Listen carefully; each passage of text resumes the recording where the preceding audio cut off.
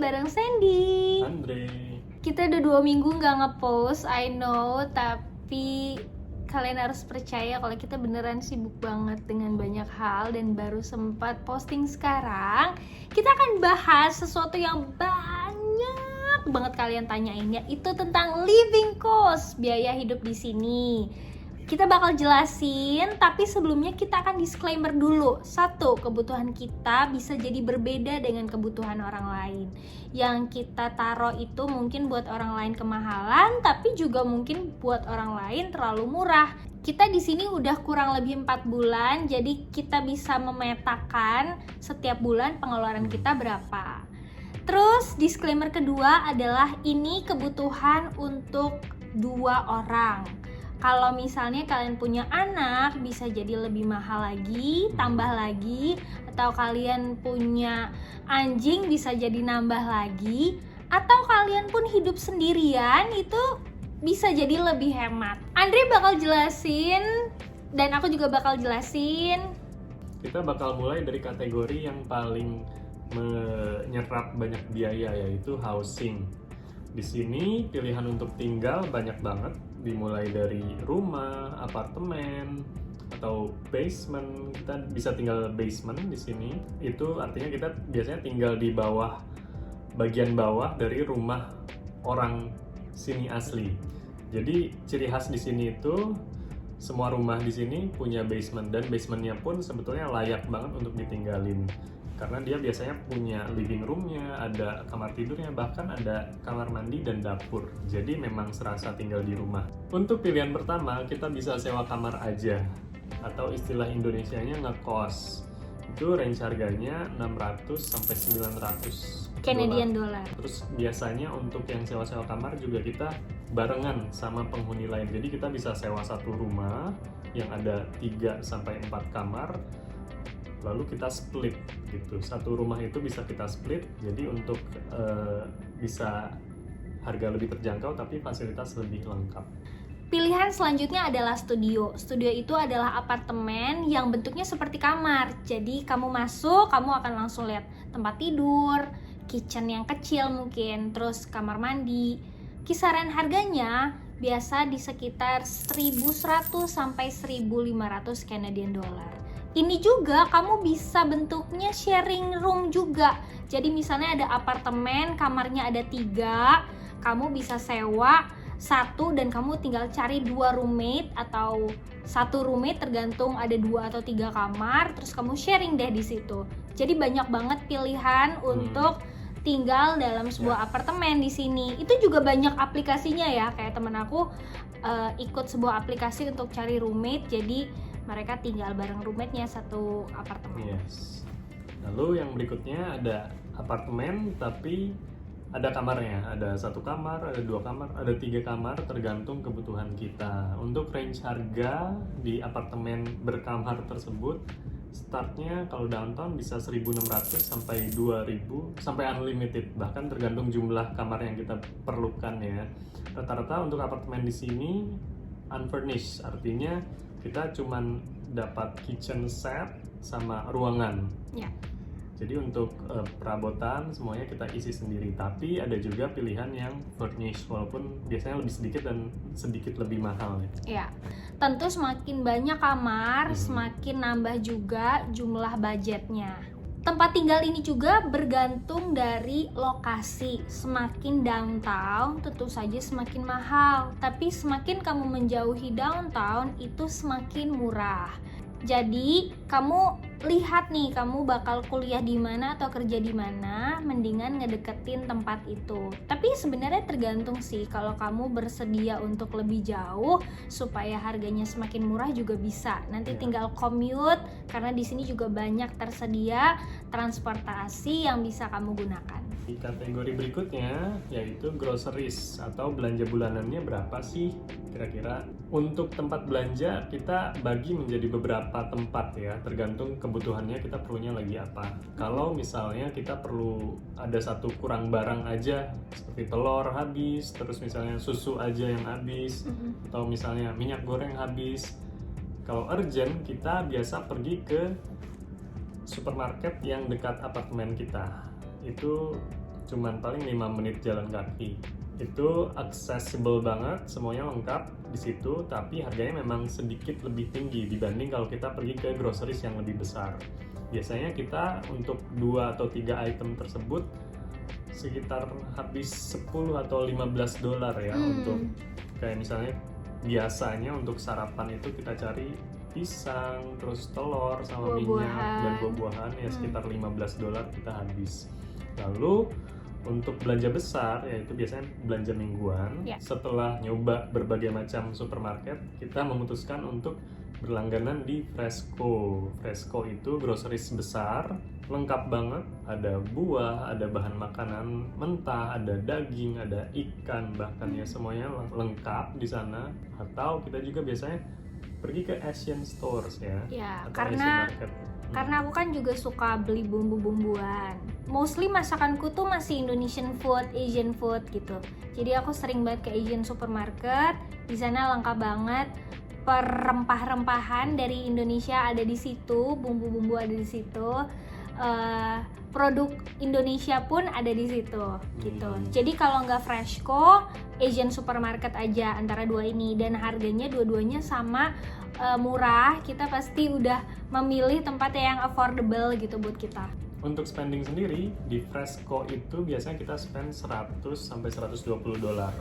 Tapi itu kita dapat banyak sekali barang yang biasanya malah lebih dari seminggu itu awet ya. Bisa sampai 10 hari deh kalau belanja mingguan ke mereka. Untuk Asian groceries, karena kita belanja lebih sedikit, biasanya spendingnya itu antara 70 atau 80 dolar. Jadi kalau ditotalin per bulan budget untuk groceries untuk dua orang itu sekitar 400 sampai 500 dolar Canadian. Kategori berikutnya adalah makan di luar. Makan di luar sebenarnya kita terhitung jarang karena kita berdua masak terus 90%. Makan di luar itu kalau misalnya weekend atau anniversary kayak kemarin, atau ya kayak lagi pengen, tapi tentunya udah dalam budget gitu. Nggak yang tiba-tiba mau makan di luar, makan di restoran, nggak. Kita tuh selalu mikirin budgetnya bagaimana, ada atau enggak, ada sisanya enggak gitu. Karena menurut kita itu cara yang tepat sih untuk kita bisa survive. Karena kan kita masih anak kuliahan juga, jadi harus tahu cara mengelola uang dengan baik di negara orang. Kalau makan di luar sendiri, di sini maksudnya tuh kayak jajan, seperti ngopi di Starbucks. Starbucks itu harganya sama dengan di Indonesia, sekitar 6 dolar untuk yang venti, misalnya green tea latte. Tapi kopi lokal di sini tuh lebih murah, sekitar 2 dolaran sampai 4 dolaran tuh ada, guys. Jadi kadang aku juga suka beli ke situ terus jalan sore bareng sama Andre sama Kibo gitu. Kalau makan di luar biasanya kita tuh ke restoran ramen, itu juga harganya mirip-mirip sih sama di Indonesia, 100 ribuan. Terus kita juga suka ke restoran di Korea, restoran di Koreatown itu satu porsinya juga sekitar 12 dolar, tapi bisa makan 2 sampai 3 orang karena dia bentuknya kan kayak makan tengah gitu, banyak side dish-nya juga. Hitungannya murah jadinya. Untuk makan di luar seperti Korean food, terus makanan Pakistan, makanan Turki, di sini banyak banget. Itu kisarannya sekitar 10 sampai 15 dolar. Kalau ditambahin pajak dan juga menu-menu lain yang kecil, itu biasanya kita spend antara 25 sampai 30 dolar. Itu harganya lumayan beda jauh karena di sini ada tax 13%. Dan jadi juga tipping. Tipping. Dan kita juga di sini tipping country untuk makan di tempat-tempat yang full service, yang ada pelayannya, yang makanannya dianterin, itu ada aturan tertulis bahwa kita memang harus kasih tips ke mereka. Jadi selain pajak, juga kita harus consider untuk memasukkan tipsnya berapa. Rata-rata ya 10-15% atau lebih ya kalau kita misalnya puas banget kita bisa kasih lebih. Untuk rata-rata per bulan kita spend untuk makan di luar dan jajan itu sekitar 150 sampai 200 dolar untuk 2 orang. Kategori berikutnya utilities. Utilities di sini apa aja sih termasuknya? Yang pasti pertama itu listrik atau istilahnya di sini hydro, lalu ada air, lalu internet. Internet dibagi dua, ada yang wifi, ada yang buat handphone. Untuk listrik sendiri rata-rata bulanannya kita bayar range-nya sekitar 70 sampai 80 dolar.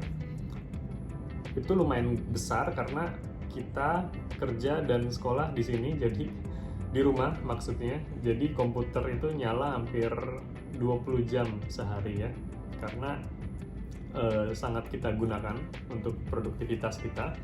Terus ditambah di sini semuanya pakai listrik, kompor pakai listrik, lalu vakum pakai listrik, ngepel pakai listrik, cuci piring pakai listrik, semuanya pakai listrik.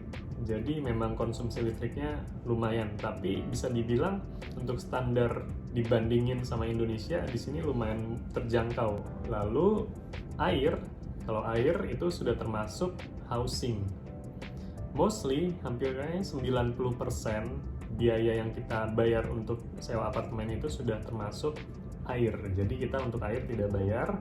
Lalu internet, surprisingly Kanada salah satu yang termahal untuk soal internet. Wifi, untuk wifi kita bisa cari paket unlimited yang startingnya dari 30 sampai 50 dolar. Itu unlimited dan speednya startnya di sini kenceng-kenceng, mulai dari 10 Mbps sampai 50 Mbps. Di sini ketika bilang 50 Mbps, beneran 50 Mbps. Jadi sebetulnya dengan spend 30 atau 50 dolar per bulan, kita bisa dapat internet yang sangat stabil. Lalu untuk internet handphone, kita pakai paket yang 40 dolar per bulan per orang. Jadi untuk 2 orang, kita spend sekitar 80 dolar. Kategori selanjutnya yang juga nggak bisa dilupakan adalah skincare. Skincare itu nggak cuma muka, tapi juga body lotion, sabun, sampo.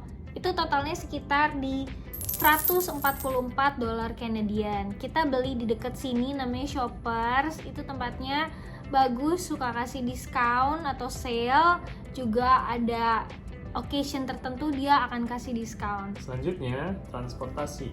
Keuntungan tinggal di downtown itu kita bisa transport kemana aja pakai public transport. Untuk sekali tap berlaku 2 jam ke depan, kita kena charge 3,2 dolar per orang. Itu kita bisa pakai banyak moda transportasi seperti streetcar, subway, atau bus. Itu semuanya sama. Satu kali tap itu dalam 2 jam kita bisa pindah streetcar atau bus itu dengan tarif yang sama. Untuk spending transportasi kita spend 130, biasanya 100 antara 130 per bulan untuk 2 orang. Jadi kalau misalnya kamu commute setiap hari, ke kantor setiap hari, pakai public transport setiap hari, itu ada paket bulanan yang bisa kalian bayar, yaitu sebesar 170 dolar, dimana kalian bisa pakai semua transportasi unlimited. Itu sangat ngebantu banget kalau kamu commute setiap hari. Kalian juga mungkin siapin emergency fund sekitar 200 dolar kalau sakit atau butuh sesuatu, bisa pakai itu. Semakin kalian di downtown, kebutuhan itu semakin mahal harganya. Tapi kalau kalian menjauhi downtown, itu lebih murah. Di downtown plus minus juga, kita berdua itu tinggal di downtown. Jadi untuk transportasi semuanya sangat lengkap. Bahkan di depan apartemen kita tuh langsung halte gitu. Sedangkan kalau kalian menjauhi downtown, mungkin opsi transportasi pun jadi lebih berkurang. So total pengeluaran untuk 2 orang estimasinya itu start dari 1.100 dolar Kanadian. Total biaya ini juga belum termasuk housing, karena housing juga menurut kita berdua tergantung dari kalian juga. Yang penting kalian udah tahu range harganya berapa untuk di downtown. So thank you for watching. Semoga info ini ngebantu kalian jadi referensi. Mungkin kalian mau pindah ke sini, mau mempertimbangkan, mau merencanakan, jadi tahu ke depannya harus siapin duit berapa. Semoga berguna buat kalian, dan jangan lupa share video ini ke teman kalian atau saudara yang lagi mau pindah ke Kanada juga. like dan komen juga supaya kita makin semangat untuk upload video untuk kalian. Komen kalau ada yang mau ditanyain, kita pasti akan jawab. Dan juga komen juga kalau mau dikasih tahu sesuatu yang lain lagi atau mau ditunjukin satu tempat. Thank you again for watching. See you in my next video. Bye.